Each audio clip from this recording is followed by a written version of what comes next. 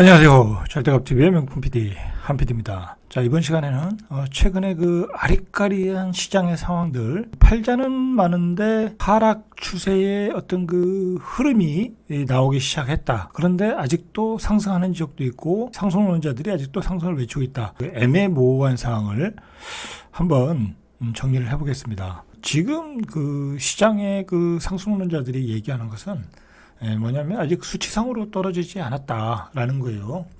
서울 수도권은 아직 수치상으로 마이너스 구간으로 들어가지는 않았어요. 자, 그리고 상승론자들이 또 얘기하는 게 뭐냐면 올해 그 서울 수도권의 공급량이 올해 22년 올해도 부족한 구간이고 22년, 23년에도 공급량이 부족하다. 자, 그래서 최소한 2022년, 2023년까지는 가격이 상승 또는 강보합 유지할 수 있다라는 거예요. 자, 중요한 거는 가격이 상승 강보합을 유지한다는 거지 떨어지지 않는다는 거지 여기서 어떤 그 얼마 정도의 가격이 올라간다 그런 얘기는 누구도 예측할 수 없는 부분이에요.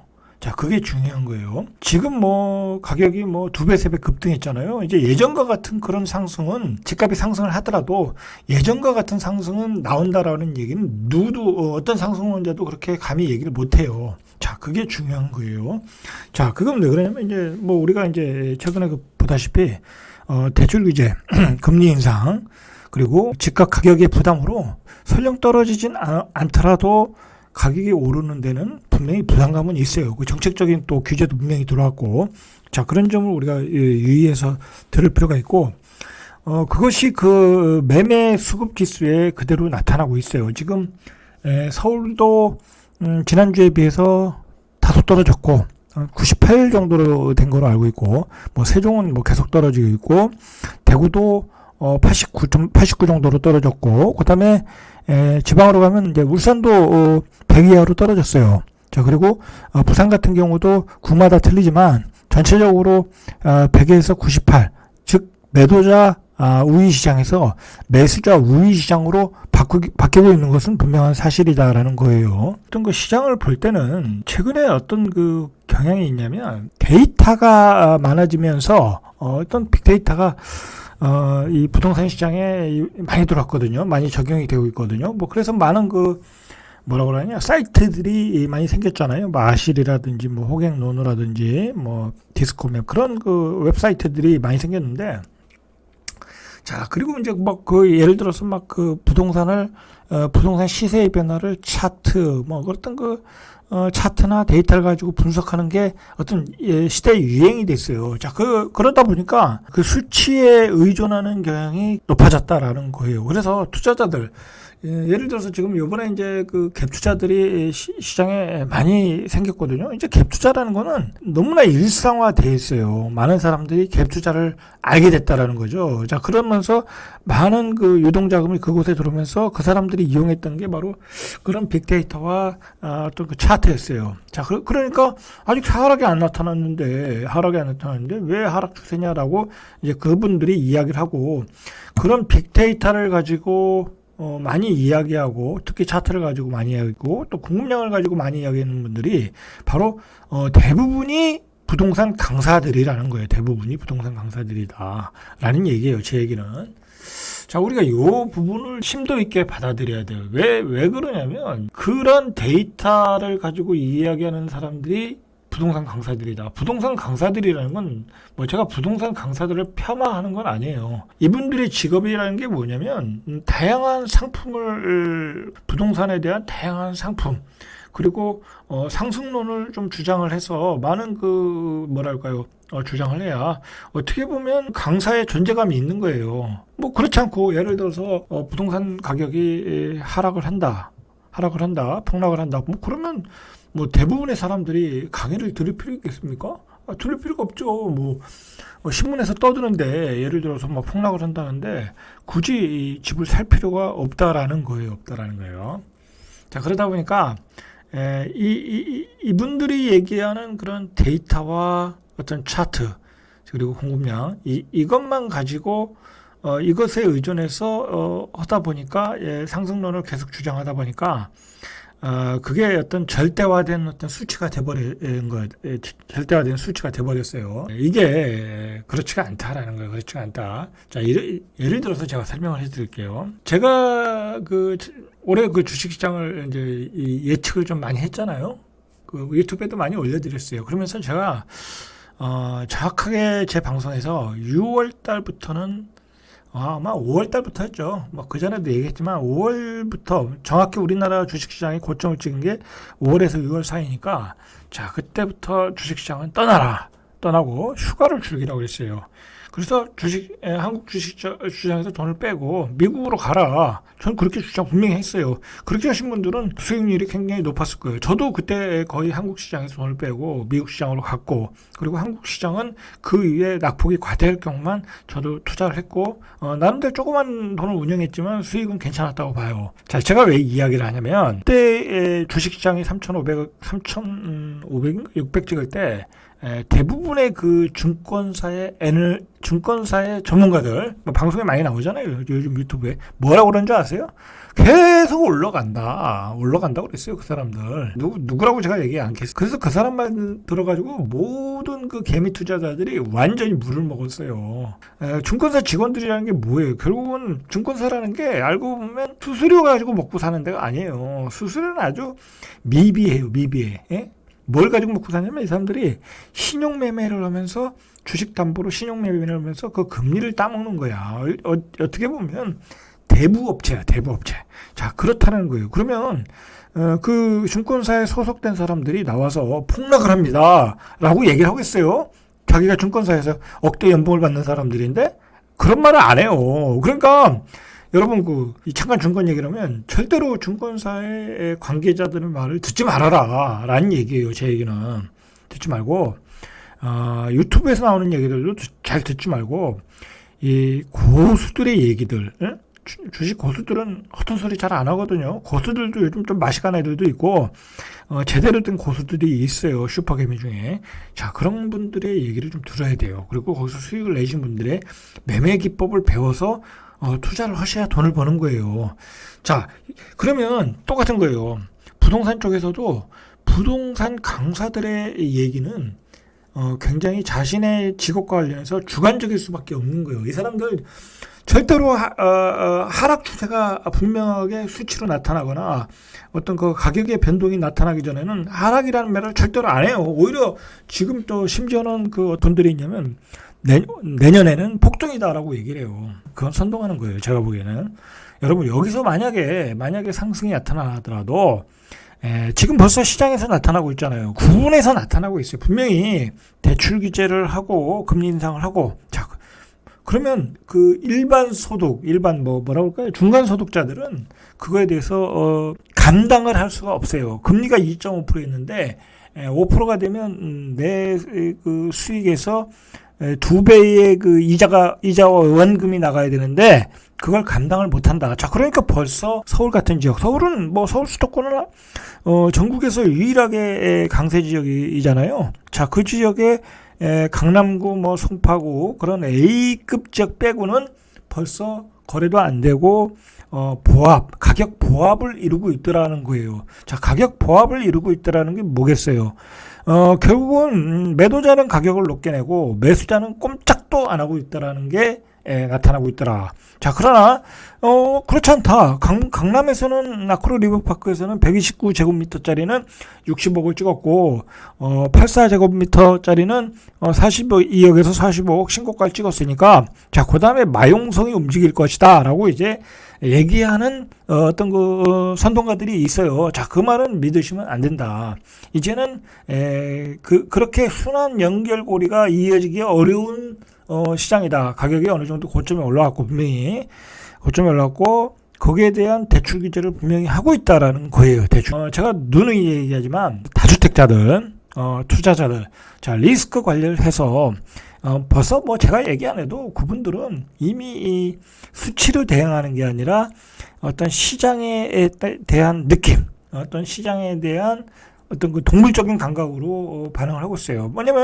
왜냐면 이게 경험을 해본 사람은 아시겠지만, 그리고 이미 그 세종과 대구, 하락이 먼저 시작한 세종과 대구 시장에서 나타나고 있는 현상이지만, 그 현상을 여러분들이 특별하게 기억을 할 필요가 있어요. 지금 대구는 제가 뭐 정확히 모르겠는데, 어느 정도 거래가 되는지는 모르겠는데, 대구도 마찬가지일 거예요.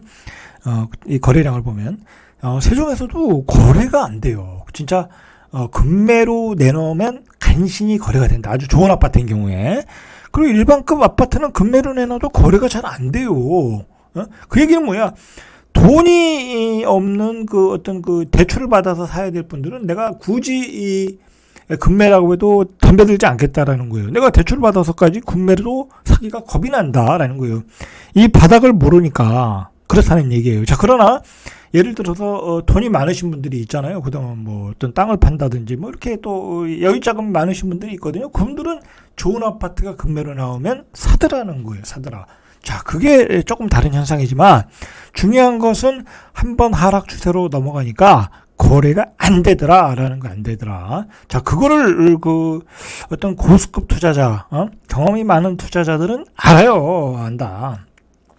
그러니까 물량을 분명히 줄여나가고 있다라는 거예요. 저는 그런 견지에서, 다주택자들은 물건을 털어라는 얘기예요. 털어라. 그리고 무주택자들은 어차피 대출받아 살 거기 때문에 지금은 떨어지는 칼날이 될 수도 있다. 경우에 따라. 물론 이제 뭐 말 그대로 전문가의 얘기를 따라 2022년, 2023년에 3년까지는 뭐 강보합을 유지할 수 있어, 안 떨어질 수 있어요. 자, 그러나 더 올라갈 여지도 별로 없다라는 거예요. 그렇다면 굳이 뭐랄까요, 매수의 포지션을 가질 필요는 없다. 이제 기다리라는 얘기, 기다리면 된다. 그리고 그렇게 기다리다 보면 계속 공급 물량이 나오기 때문에 공급 물량에서 어떤 그 찬스가 올 수도 있다라는 거예요. 청약의 찬스가 나한테도 올 수 있다라는 거예요. 그렇게 해서 새 아파트를 받는 것도 괜찮다라는 거예요. 자, 그래서 이 지금 신문에 나온 얘기지만 이제 강북은 더 이상 안 오르고 있다. 자, 2019년 하락장과는 다르다라는 얘기예요. 그러니까 예전에는 이제 강남부터 떨어졌는데 이제 뭐 강남은 똘똘한 채로 계속 강세를 이루고 있고 강북은 못 오르고 있더라는 거예요. 그러니까 이게 가격대별로 시장에서 다른 반응이 나타나고 있다라는 게 어떤 지금 시장의 주요한 특징이라고 보셔야 돼요. 그렇게 보고 가격대별로 대응을 하셔야 돼요. 지역별로 대응을 하셔야 돼요. 그리고 지방은 말 그대로 똘똘한 한 채가 아니에요. 세종만 해도 굉장히 좋잖아요. 장기적으로 우상향할 수 있는 도시인데도 불구하고, 지방에서 세종만한 도시가 어디 있겠어요. 어떤 투자 가치로 봐서는. 자, 그러나, 세종도 매매가 끊쳤다라는 거예요. 그러니까, 이 대한민국에서 똘똘한 한 채는 강남밖에 없다라고 생각하는 거예요. 그러니까 강남은 벌써 이제 신고가도 계속 나오고 매물이 잘 안 나온다고 그러잖아요. 당분간 강남은 그런 현상을 유지할 수는 있어요. 그러나 이제 강남도 어느 정도 시기가 되면 한계에 이르를 수 있죠. 왜냐하면 이제 다른 지역이 전반적으로 이제 하락 추세로 가고 서울, 경기도, 서울 수도권도 분명히 이제 하락에 대한 지표가 나오기 시작하면 강북도 분명히 흔들릴 수가 있어요. 왜냐하면 너무나 많은 세금 폭탄을 때리고 있기 때문에. 그러나 이제 강남 사람들이 기대하는 게 대선이잖아요. 그 대선 얘기는 제가 마지막 부분에서 좀 해볼게요. 자, 그래서 지역과 가격대별로 구분해서 읽어야 된다. 그리고 그런 그 지역과 가격대별로 대응을 해야지 일반적으로 나오는 통계를 가지고 대응을 하면 큰 오판이 될 수 있다라고 이제 간단하게 정리를 해볼게요. 지금 시장에서는 이제 나타나는 주요한 기사가 뭐냐면 경기도, 서울이요 경기도도 팔자가 많다라는 거예요. 분명히 지금 팔자가 많아요. 수치상으로도 매매 수급 지수가 99.3까지 떨어졌어요. 자, 그리고 수도권 아파트도 매매 수급 지수가 100 이하로 떨어진 게 지난해 5월 25일 이후에 처음이다라는 거예요. 서울 수도권, 그러니까 중저가 아파트들은 분명히 규제가 먹히고 있다. 대출 규제를 하고 있으니까. 자, 이게 분명히 나타나고 있어요. 제가 보니까 여러분 그 리브온에서 나는 자료만 보지 마시고 실제로 저는 그 실거래를 한번 봐보세요. 그러니까 어떤 그 서울 수도권의 어떤 중저가 아파트들의 어떤 그 실수요들, 실거래, 그러니까 그 주요한 아파트들, 인기 아파트들 한번 실수를 하나 좀 찍어보세요. 찍어보면 빠진 가격에 거래가 되고 있다라는 거예요. 빠진 가격이. 그러니까 수치상으로는 플러스가 나오는 건 뭐냐면 그 하위균의 아주 저가의 아파트에서 가격이 상승이 일어나고, 그러나 그 소위 그 서울 수도권에서 인기 지역에 있는 아파트, 그러니까 수도권, 특히 수도권 지역에 인기 있는 지역 아파트에서는 분명히 가격이 큰 폭으로 하락하고 있다라는 게 몇몇 군데에서 분명히 저는 확인을 했어요. 예를 들어서 이제 신문에 나왔지만, 인도권에서도 한 3억 정도, 10억 가던 게 뭐 9억 5천, 예를 들어 2억 5천 그 정도에 떨어진 가격이 거래가 됐다라는 거예요. 자, 그게 뭐냐면 GTX 호재로 예를 들어서 막 3억 그 높이 호가를 올렸는데 안 팔리는 거야. 그거 뭐 누가 사겠습니까? 언제 될지도 모르고, 뭐 GTX가 얼마나 효과가 있는지도 모르고, 뭐 인도권에서 서울 수도권은 그렇게 멀지 않는데 뭐 굳이 GTX 탈 일도 없고. 자, 그러다 보니까 그 매수자들이 이제 이성을 찾으면서 그 호가에 대한 부담이 있고, 자, 그런데 1가구 1주택인 경우가 많거든요. 이제 팔아야 되는 비과세인 경우가 있고. 자, 그래서 그 급매로 거래되는 경우가 조금씩 나오고 있더라는 거예요. 그런 어떤 그 미세한 그 어떤 그 시장의 변화를 읽어낼 줄 알아야 돼요. 그러면 그 다음 주에 나오는 시장의 어떤 흐름을 예측할 수가 있는 거예요. 지금 시장에 나오는 수치를 보지 말고 실제 거래가 되는 상황, 그리고 매물 호가, 그리고 매수자의 움직임, 그런 걸 보셔야 된다는 거야. 그래야 다음 주 한 달 뒤에 흐름이 나올 수 있다라는 거, 그리고 먼저 대응을 할 수 있다라는 거예요. 자, 그리고 여러분 이게 또 문제가 뭐냐면, 오늘 좀 다양한 얘기를 해드릴 테니까 여러분들이 잘 받아들이시길 바래요. 저도 이제 뭐 부동산 전문가로서 이제 여러 가지 데이터라기보다는 뭐 이제 시장의 분위기를 읽고 공부하고 있지만은, 이제 제 와이프가 부동산을 하고 있잖아요. 그러다 보니까 현장에서 돌아가는 상황을 잘 알아요, 제가. 어떻게 시장에서 어떻게 매매가 되고 시장에 어떤 물량들이 공급되는 것을 다 파악을 하고 있어요. 저도 이제 주말이면 이제 부동산 나가서 이제 가서 도와주고 하고 하다 보니까. 자, 근데 이게 보니까 뭐 전반적으로 그래요. 서울 수도권 뭐 세종도 마찬가지지만 전세가 잘 안 나가요. 전세가 잘 안 나가는데 왜 안 나가냐? 전세 대출의 규제도 실질적으로 오고 있더라는 거예요. 그리고 금리가 인상했잖아요. 금리가 예를 들어서 2.5% 뭐 3% 이하였는데 지금 뭐 4% 5% 돼 버리면, 그거 사실 뭐 3억 5억씩 전세자금 대출 받아서 산다는 게 쉬운 일이 아니거든요. 자, 그런 그 영향으로 전세가 쌓이고 있더라는 거예요. 자, 그런데 이게 문제가 뭐냐면, 내가 보니까 이 가격 폭락이 올 수 있는 어떤 그 요인 중에 하나가 뭐냐면, 대부분의 사람들이 뭐 분명히 마찬가지일 거예요. 서울 수도권은 더울 거고, 집을 살 때 대출을 많이 받았어요. 보니까 생각보다 대출을 많이 받았더라는 거예요. 자, 그러니까 가격이 올라가지 않았겠어요? 그 투자자들이 대출을 이빠이 받아가지고 거기다 전세로 세팅을 한 거야. 그러면 이제 그게 거의 매매 가격이 되는데, 그게 만약에 전세가 안 나간다고 하면 어떻게 되겠어요? 뭐 전세 대출을 받아서 갚아서 내보내야 되잖아요. 그렇게 할 수가 없는 거예요. 전세 상환 대출 못 받는 거죠. 기본적으로 전세가 깔고 있고 다주택자는 나오지 않으니까.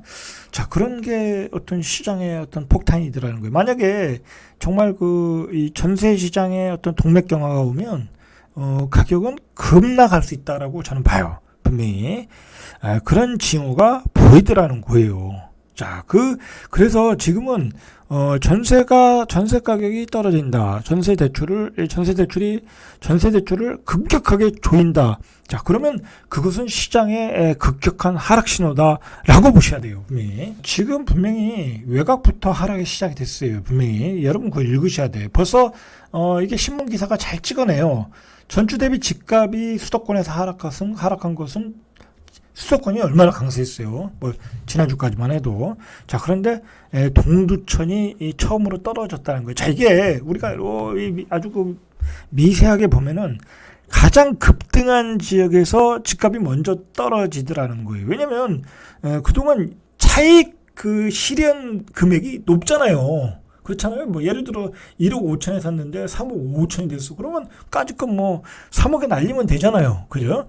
그러면 그 하락 수치가 나오는 거예요. 자, 그게 세종이 그랬고 대구가 그랬고 바로 동두천이 그런 현상을 띠는 거예요. 그러니까 상승률이 높은 지역은 가장 먼저 하락할 수 있다라는 거예요. 자, 그걸 여러분들이 기억하셔야 돼요. 자, 외곽부터 떨어지고 있고, 대구 같은 경우에도 외곽, 비인기 지역에서 이제 그 하락이 나타나다가, 뭐 동구 같은데, 뭐 서구 같은데, 자, 그런 적이 나타나다가, 수성구마저 이달 들어 전주 대비 집값이 하락한 지역이 나타나고 있더라고요. 뭐 수성구도 별 수 없는 거죠. 별 수 없는 거예요. 자, 이제 중심으로 하락이 번지고 있다라는 거예요. 세종은 뭐 역시 말할 것도 없고 석 달 새 한 20주 연속 집값이 떨어졌다. 폭이 커지고 있어요, 자꾸.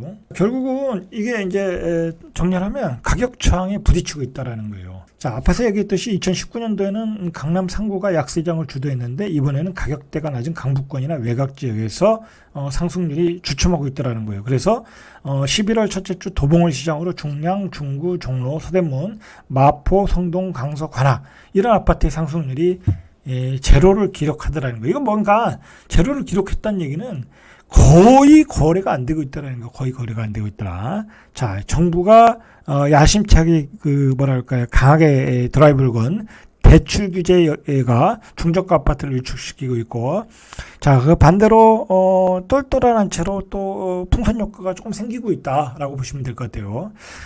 KB 부동산에 따르면 올해 11월 서울 아파트 시세 상위 20%의 평균 가격이 20%, 상위 20%의 평균 가격이 14억 5천 정도, 하위 20%가 평균 5억 7천, 4.1배. 양극화가 이루어지고 있다는 거예요, 양극화가. 자, 이거, 이번 좌파 정부의 특징이 뭐냐면, 양극화를 확 벌려놨어요. 정말, 이건 끔찍한 일이 벌어진 거예요. 이제, 우리 중산층, 서울에 사는 중산층, 대한민국의 중산층은 이제 강남에 입성을 할 수가 없어요. 입성을 할 수가 없다.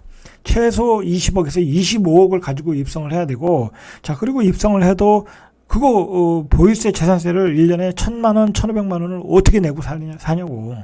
자, 그런 세상으로 만들어 놨다라는 거예요, 지금. 자, 중요한 것은 일단 매물이 늘고 있다라는 게 가장 중요한 가격 하락의 전망이에요. 이게 중요한 거예요. 이 매물이 늘고 있다. 자, 이게 뭐냐면, 자, 부동산 빅데이터 업체 실거래 아실에 의하면 한 달 전에 43,154건이었던 서울 아파트 매물이 현재 44,987건, 한 4.2% 증가했고, 경기도가 한 달 전에 73,000건 정도에서 81,000건 정도, 경기도는 큰 폭으로 증가했어요. 9.1%. 자, 8만 건을 증가했다고 해요. 자, 이거 보세요. 가격 하락이 어디서 나타나냐면, 예를 들어서 이 매물이 나오는 게 왜 나오겠어요? 이사 가려는 사람이나 또는 이사 가려는 사람들 중에 어떤 신규 주택으로 가시는 분들이 있어요. 이제 신축으로 옮겨가는 사람들, 아니면 분양받은 주택으로 가는 사람들. 자, 그 사람들이 그걸 팔아야 내가 입주를 할 수 있거든요. 그리고 어떠한 이유가 있어서 분명히 팔아야 되는 사람들이 있어요. 자, 뭐 다주택자인 경우에는 이제 종부세 때문에 팔아야 되는 경우 있고, 자, 거래가 안 되면 어떤 현상이 나오냐면 이걸 금매로 내놓게 돼요. 내놓게 되면 큰 폭의 하락이 나타나더라는 거예요. 그 세종에서 나타나는 게 그런 현상 아니겠어요? 마찬가지로 분명히 있던 그 외곽 지역, 많이 오른 지역, 투자자가 많이 들어간 지역, 아니면 이주 수요가 있는 지역에서는, 그런 지역에서는 급매물들이 이렇게 매물이 쌓이다 보면 많이 나올 것이다. 자, 그러면 가격이 하락 추세로 들어가고 하락의 수치가 나오고 뒤따른 매물들이 계속 쏟아져 나올 수 있다는 거예요. 우리가 한번 생각을 해봐야 돼요. 지금까지는 가격이 상승했던 것은 계속 사들였기 때문에, 시장에 어떤 유통 물량이 없기 때문에 계속 올라갔던 거예요. 그러면 올라갔던 만큼 매물들이 잠재적 매물, 그러니까 나올 수 있는 잠재적 매물들이 굉장히 많다는 거야.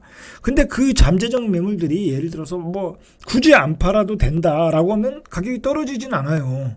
뭐 대출도 없고 나는 뭐 세금을 다 낼 수 있다라고 하면 떨어질 수 없는데, 그러나 지금은 세금을 분명히 세금이 계속 올라가는 추세이고, 그다음에 신축으로 입주하는 수요는 분명히 발생을 하고 있고, 팔아야 되는 매물들은 잠재적 매물들은 많이 쌓여 있다라는 거야. 그 사람들이 가격을 보고 내놓겠다라고 매도의 시기를 늦췄을 뿐이라는 거야. 그러나 그런 그 시장의 매수세가 완전히 사라진 뒤에는 가격을 낮출 수밖에 없고 떨어지면서 계속 가격은 하락폭을 넓혀갈 수 있다라는 거예요. 이 점을 우리가 조금 명심해야 돼요. 이게 이미 다른 지방에서 그런 현상이 나타나고 있다. 자, 그리고 예를 들어서 뭐 세종 같은 지역에서는 미분양이 없지만은 대구 같은 지역에서도 미분양이 많이 발생하고 있잖아요. 뭐 인기 지역 빼고는 분명히 발생하고 앞으로도 더 많이 발생할 거예요. 그런 광역 도시에서도. 자, 그런데 예를 들어서 30만 도시에 예를 들어서 뭐 30만에서 50만 도시도 요즘 투자자들이 많이 들어갔잖아요. 그 틈새 시장이라고 해서 비규제 지역이라고 해서.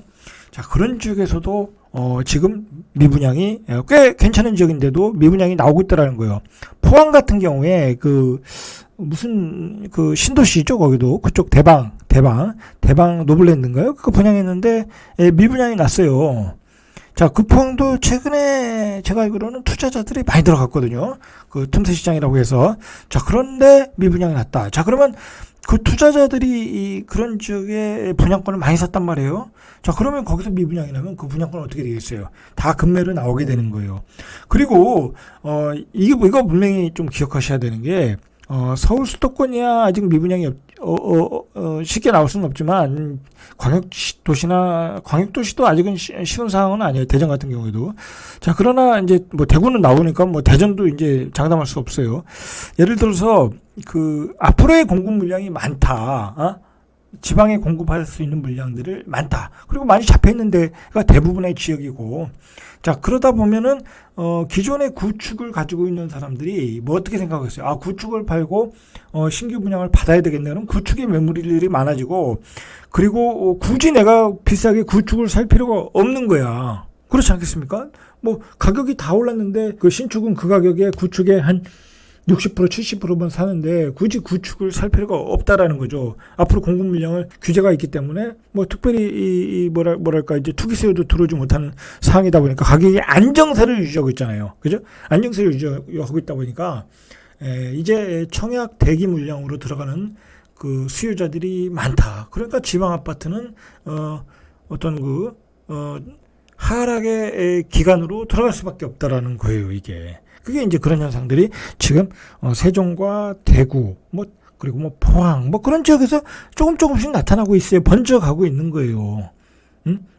부산도 그럴 수도 있고. 자, 얘기는 이게 사실은 지금 시장이 단순하지 않아요. 제가 보니까 아주 지금 복잡한 단계인데 제가 지금 누누이 얘기하지만 지금은 어떤 통계의 수치가 중요한 거 아니라 어떤 시장에서 벌어지는 상황을 봐야 돼. 상황을 보는 게 중요하다.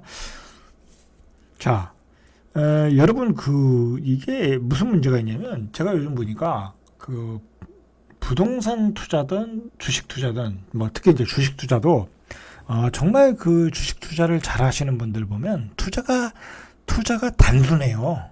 아주 복잡하지 않더라고요. 그 사람들 보면. 그리고 주식 투자는 자본력과 자본력과 시간의 싸움이지, 방법이 없어요. 예를 들어서 싸게 사서, 특히 이제 우리나라 대한민국의 슈퍼개미 중에 유명한 그분이 하신 얘기인데, 그분은 그냥, 이거 저평가되어 있냐면 산다는 거야. 역배열해서. 그럼 사가지고, 예를 들어서 내가 10,000원에 샀는데 5,000원까지 떨어지더라고. 그럼 아이고 더 떨어졌네 하고 샀더라는 거야. 어이구 3,000원까지 떨어지네. 그럼 더 사는 거야. 자, 그 얘기는 뭐냐면 결국은 바닥은 알 수가 없다라는 거야. 어떤 특별한 매매 기법이 없더라는 거야. 그 가격에 사서 싹 바닥에서 싹 긁어 모으고, 그리고 그게 워낙 바닥에서 사니까 5배, 10배까지 오르는데 여유가 있잖아요. 파는데 너무 저가에 샀으니까 그런 식으로 이제 돈을 벌더라는 거야. 마찬가지예요. 제가 이 얘기를 하냐면 부동산 주식에 특별한 무슨 우리가 세계 경기 전망을 할 수도 없는 거고, 매크로 전망도 할 수도 없는 거고, 반도체 사이클을 읽을 수도 없는 거고, 아무것도 전망을 할 수가 없어요. 그리고 그 회사의 내년도에 이 순이익 증가율을 어떻게 알겠냐고. 그거 그쪽 공장 앞에서 지키고 있지 않는 한 모른다는 거야. 예?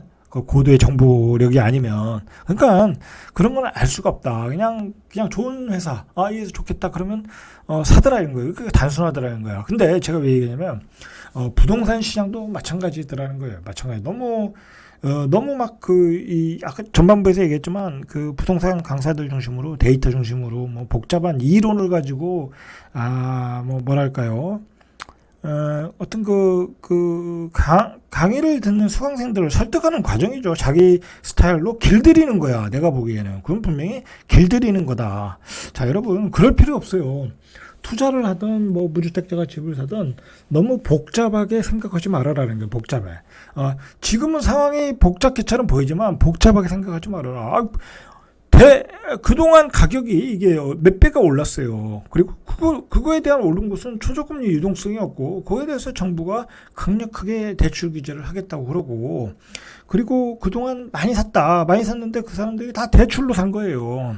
대출을 샀는데 금리를 올리더라. 그리고 시장에 수요자도 말라가더라. 자, 그리고 금리에 대한 부담 때문에 가격은 집을 내놓을 수밖에 없는 상황이다. 세금도 폭탄을 때리더라. 자, 그리고 시장에서 거래가 안 되더라. 그게 외곽에서 나타나더라. 지방에서 나타나더라. 자, 이렇게 이해를 하고 움직이셔야 되는 거야. 그걸 가지고 누가 스타 강사다 뭐다 해가지고 가가지고 듣고 그럴 필요 없다. 그거에 따라 움직이면 이미 늦는다는 거예요. 이미 늦는다. 그리고 전반부에서 얘기했지만 그 사람들은 강의로 먹고 사는 사람들이에요. 강의로 먹고 사는 사람들이기 때문에 계속 강의를 통해서 수익을 창출해야 되는 사람들이야. 자, 그러니까 상승론으로 주장할 수밖에 없고 하락 수치가 나타나기까지는 자, 그런 상황이다라는 거예요. 자, 그리고 요번에 정부가 조금 맥을 그나마 조금 잡았던 게 막판 되니까 이제 맥을 잡는 거지. 대선을 앞두고 지금까지 다 올려놓고서 전세대금 대출을 규제하면 집값을 잡는다는 걸 알았어요. 이게 아주 키포인트야. 그러니까 내년에도 만약에 집값이 오르기도 쉽지 않겠지만 오르더라도 이 전세자금 대출 규제하면 집값이 오르는 게 쉽지가 않아요. 자, 문제는 어쨌든 그 후유증은 양극화가 나타나고 있더라는 거예요. 양극화. 이 양극화 얘기도 제가 할 얘기가 많은데 짧게 얘기하면 결국은 지금 우리는 이 부동산에 때문에 양극화가 나타나는 게 아니라 이 소득의 격차로 양극화가 나타나고 있는 거예요. 지금 자산 시장이 뭐랄까요, 다양해지고 많아지다 보니까 이제 말도 안 되는 상품들이 자산이 됐잖아요. 이 디지털 부동산도 있고 그런 거로 부자가 된 사람들이 있어요. 코인으로 부자가 된 사람들도 있고 젊은 양반들이. 자, 그리고 얼마나 많은 주식들이 이 신규 상장을 해요. 예를 들어서 BTS도 자기네 주식 고점에 다 팔았잖아요. 다 팔은 건 아니고 일부 팔았지만. 자, 그러면 거기에 임원들도 막 팔고 그러잖아요. 그럼 그 사람들 몇십억, 몇백억대 부자가 되는 거야. 주식시장에 새로 상장을 하고 그렇게 가지고 있던 주식을 많이 상장을 한다는 얘기는 그 주식을 가지고 있던 사람들의 어떤 소득군들, 직업군들이 많이 팔면 그 사람들이 고소득군이 되는 거예요. 우리 대한민국의 양극화는 저는 거기서 많이 벌어지고 있다. 그런 금융시장에서 많이 벌어지고 있다고 봐요. 그래서 그 사람들이 그걸 팔고 어디로 가냐? 결국은 똘똘한 한 채로 가더라는 거야. 그래서 강남의 집값이 올라가는 거예요. 예? 거기다가 정부는 또 규제까지 하니까 돈 없는 사람은 강남의 집은 아예 못 사게 막아놨으니까. 그러니까 결국 돈 있는 사람만 생기고 돈 있는 사람은 주식시장에서 돈을 불려가지고 결국은 사더라는 거야. 자, 이제 제 나름대로 이제 요즘 시장에 대한 결론을 내려보면 아무것도 기대하지 말아라는 거예요. 이제 요즘 최근에 다주택자들 입장에서 지금 여당 좌파 정부를 아주 극도로 싫어하는 사람 입장에서는 대선 이유를 기대를 하는 것 같아요. 예를 들어서 지금 야당의 후보는 규제 완화잖아요. 대출 규제 완화, 중과세 완화, 종부세 완화 다 완화거든요.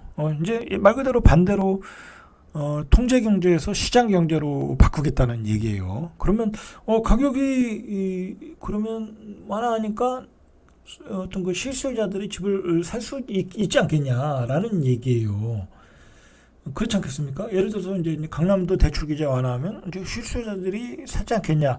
자, 그런 그 꿈 같은 얘기를 하고 있는 거야. 꿈 같은 기대를 하고 있다는 거야. 여러분, 지금 좌파 정부가 그 시장을 통제하고 그다음에 대출 규제를 하고 그런 규제 때문에 구조적 폭등장을 만든 거예요. 그러면 반대로 모든 규제를 풀어주는 그 시장 경제, 그다음에 시장의 유통 물량을 공급하는 어떤 그 규제의 완화, 자, 중과세 완화. 자, 그러면 시장은 뭐랄까요?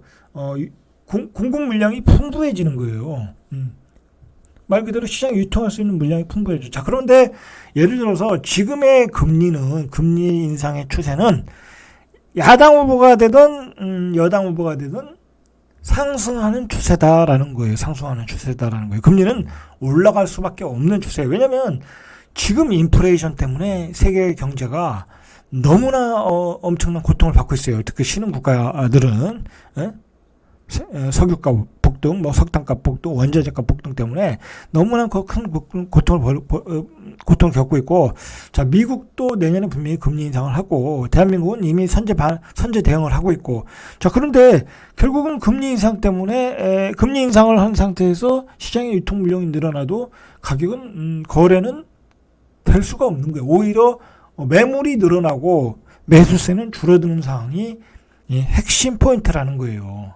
자, 그러니까 무슨 대선에 기대할 필요가 없고, 이러한 흐름에 따라 시장의 규제 완화는 분명히 시장의 유통 물량을 늘어나게 한다. 자, 그러니까 지금은 오히려 포인트는 금리라는 거, 금리. 자, 그런 그 포인트를 가지고 여러분들이 이 2022년도를 준비하고 대응을 하시면 될 것 같아요. 자, 이상 절대값TV의 명품 PD 한 PD였습니다.